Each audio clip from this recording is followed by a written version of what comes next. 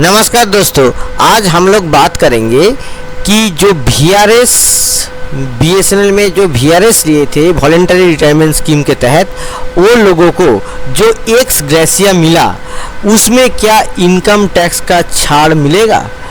ये लेके चंडीगढ़ में जो इनकम टैक्स अपीलेट ट्रिब्यूनल है उसका जो डिवीज़न बेंच है उसमें एक केस फाइल हुआ और उसका जो ऑर्डर आया है, राय आया है, जो भी बोलिए वर्डिक्ट आया है, उसमें ये बोला गया है, ये टिप्पणी किया गया है कि मिलेगा छूट। जो आयकर अपीलीय अधिकरण चंडीगढ़ न्यायपीठ चंडीगढ़, इसका तहत आप देखिए एक केस हुआ है 2025 को और ये 2021-22 का जो असेसमेंट ईयर है इनकम टैक्स का उसका संदर्भ में है। और यहाँ पे हरीश कुमार और द ITO के बीच आपका एक केस हुआ है। देखिए हम लोग ऑर्डर की ओर बढ़ते हैं। ऑर्डर में क्या है देखिए, यहाँ पे बोला गया है कि आप लोग जानते हैं कि किस दरमियान आपका VRS हुआ है।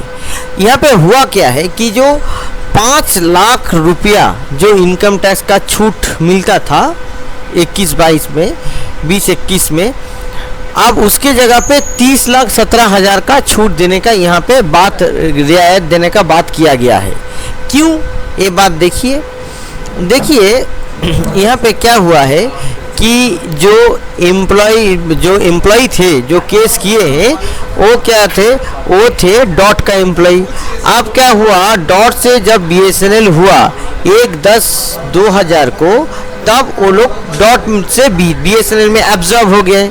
अब उसके बाद BSNL का जो वॉलेंटरी रिटायरमेंट स्कीम आया 2019 को, उसके तहत उनको VRS मिला और VRS का जो टोटल एमोल्यूमेंट्स है वो 30,17,000 रुपया का उनको पैसा मिला। अब वो जाके क्लेम कर रहे हैं ये जो 30,17,000 रुपया उनको मिला 10 सेक्शन 10 का 10B के तहत इनकम टैक्स का उनको छूट मिले। तो यहाँ पे जो असेसिंग ऑफिसर है वो क्या किए, वो बोले नहीं 5 लाख रुपया का आपका छूट मिलेगा जो इनकम टैक्स का रूल है, मगर जो 25,17,000 रुपया है आपका टोटल एमोल्यूमेंट्स के अंदर से, उसके ऊपर आपका टैक्स देना पड़ेगा। तो बात यहाँ पे आया, ठीक है। अब देखिए यहाँ पे क्या बात बन रहा है। ये जो बात यहाँ पे बोला गया है कि वॉलेंटरी रिटायरमेंट स्कीम कंपलसरी नहीं था। सेकेंड प्रोविजो सेक्शन 10 का 10B के अंदर पे ये लिखा गया है। तो असेसिंग ऑपरेशन बोले हैं कि रॉन्गली एडेड अमाउंट जो है ये जो 25,17,000 रुपया, ठीक है, ये क्लेम किए हैं कि असेसिंग ऑफिसर इसको रॉन्गली ऐड किए हैं, इसका आपका छूट मिलना चाहिए। असेसिंग ऑफिसर बोल रहे हैं नहीं, छूट नहीं मिलना चाहिए, आपको 5 लाख रुपया, जैसे नॉर्मल जो एम्प्लॉय है जो भी है उनको जो 5 लाख रुपया तक मिलता है उतना ही छूट मिलना चाहिए, एक्स्ट्रा कुछ छूट नहीं मिलेगा, ठीक है। तो उन्होंने क्या किया, वो 5 लाख रुपया का छूट दिया और बाकी जो बचा कुचा पैसा है उनको टैक्सेबल बता दिया। तो जो एम्प्लॉय है जो VRS लिए हैं उनको पूरा टैक्स देना पड़ा। तो यहाँ पे अब वो जाके चंडीगढ़ पे जो आयकर का जो अपीलिएट है, ठीक है, वहाँ पे जाके वो अपील करते हैं और अपील करने के बाद क्या होता है, अपील करने के बाद उनका केस चलता है। अब यहाँ पे एक चीज़ है, 22/10/2019 को कैबिनेट ने डिसीजन लिया था आपका VRS लेने के लिए और 4/11/2019 को VRS का नोटिफिकेशन आया था, ठीक है। अब इसी तरीके का केस हुआ था रिलायंस में, जहाँ पे ये मद्रास हाई कोर्ट ये जजमेंट दिया था जैसे कि Hindustan photo films work welfare centre को भी एक जजमेंट दिया गया था जिसका नंबर है WP 18566 ऑफ 2025, ठीक है, 2015 सॉरी। तो ये जो जजमेंट आया था यहाँ पे दोनों केस में क्या हुआ था, ये जो सेक्शन 10 10B के तहत जो रियायत मिलने वाला था वो बात को यहाँ पे जिक्र किया गया।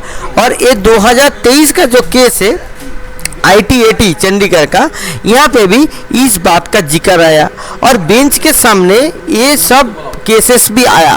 तो यहाँ पे जो चीज़ देखा गया है कि जो कंपनी बंद हो रहा है, ठीक है, तो नया एम्प्लॉई आके किसी को पैसा दे रहा है, तो ये जो SLP है सुप्रीम कोर्ट का, उसको यहाँ पे ऐड किया गया, ठीक है। और यहाँ पे क्या हुआ मैं बता देता हूँ आपको कि ये जो आपका EO है, ठीक है, जो EO मतलब कि BSNL का जो EO है, ठीक है, तो वो EO को भी ये चीज़ बोलना पड़ा। अब देखिए दोस्तों, यहाँ पे एक चीज़ ध्यान करने वाला है कि आप लोग इस वीडियो को स्किप मत कीजिए, पूरा सुन लीजिए। ये जो आपका ऑर्डर आया है, इसी ऑर्डर एक व्यक्ति के नाम पे आया है, तो ये ऑर्डर लेके आप कोर्ट में जाके अपना नाम पे भी ऑर्डर करवा सकते हैं, क्योंकि कोर्ट ऑफ रिकॉर्ड्स में ये आता है, ठीक है। तो आप ये ऑर्डर लेके इंडिविजुअली आपको केस करना पड़ेगा, नहीं तो एक ग्रुप बना के आपको केस करना पड़ेगा, और केस करके आपको ये ऑर्डर निकालना पड़ेगा। इसका अगर आप अमाउंट देखेंगे कि कितना टैक्स का आपका बचत होगा, तो वो जो रिफंड आपको मिलेगा, आपका विथ इंटरेस्ट रिफंड मिलेगा, और वो अमाउंट 5-6 लाख रुपया से कम नहीं होगा एक एक व्यक्ति का।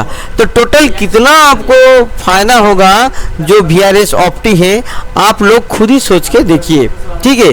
तो मैं आप लोगों को यही चीज़ बोलूँगा कि इस ऑर्डर को आप लोग ले लीजिए, बहुत ही इम्पोर्टेंट ऑर्डर है, और इस ऑर्डर को लेके और जितना भी कॉलीग्स है बात कीजिए, और वकील के ज़रिए आप लोग इसको केस कीजिए।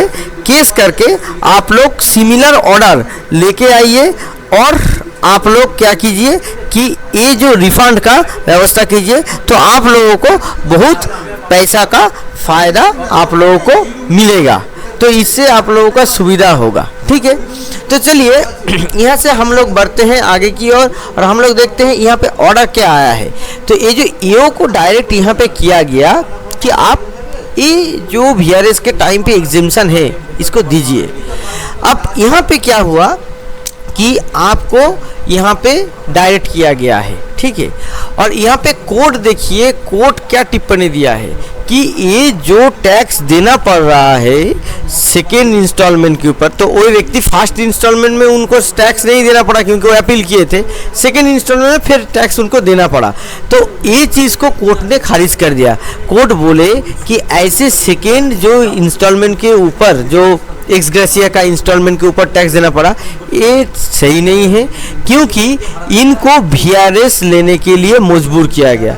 उनके पास कोई ऑप्शन नहीं था VRS ना लेने से, क्योंकि नाम पे आप वॉलेंटरी बोल रहे हैं, और ये एक्चुअली एक रिट्रेंचमेंट मतलब एक छटनी करने का पद्धति है, और जिसको आपको ग्रैब करना पड़ा। तो कोर्ट का जो ये टिप्पणी जो है, ये कोर्ट का आप टिप्पणी देखिए कि यहाँ पे कोर्ट क्या बोल रहे हैं, जो ट्रिब्यूनल का जो राय है उसी को बरकरार रख रहे हैं, और income tax officers ITGA number का हवाला देके 6/4/2019 को क्या बोले हैं कि देखिए यहाँ पे जो आपका अमाउंट था, ठीक है, ये अमाउंट का पेंशन का कम्यूटेशन अमाउंट नहीं था, ठीक है।